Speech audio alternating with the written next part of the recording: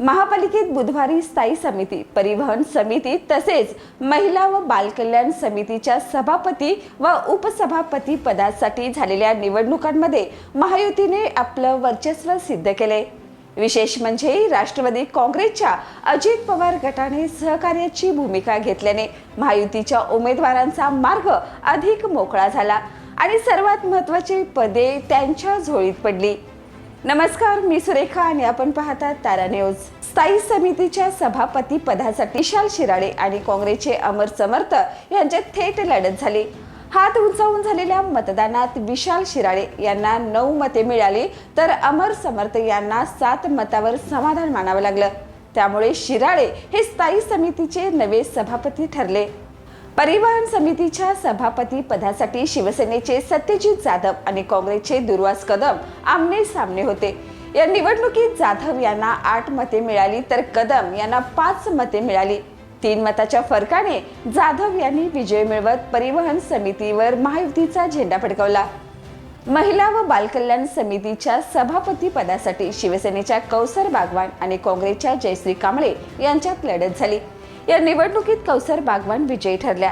त्याच समितीच्या उपसभापतीपदी भाजपच्या दीपा ठाणेकर यांची निवड झाली।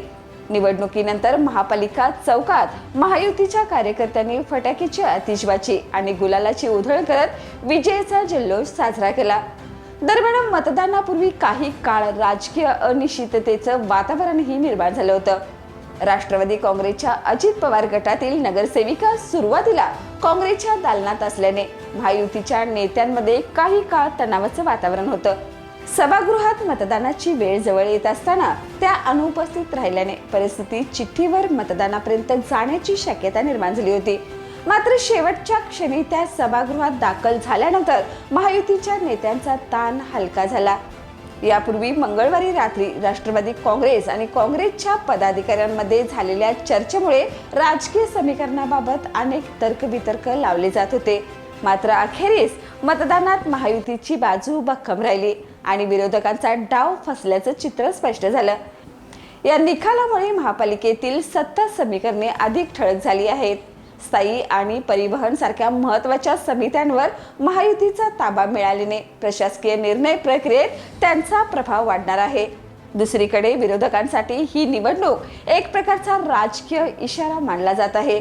आगामी काळात महापालिकेतील राजकारण अधिक तापण्याची शक्यता असून पुढील निवडणुकीच्या पार्श्वभूमीवर या निकालाचे दूरगामी परिणाम दिसू शकतात। या आणि अशाच ताज्या अपडेटसाठी पाहत रहा तारा न्यूज।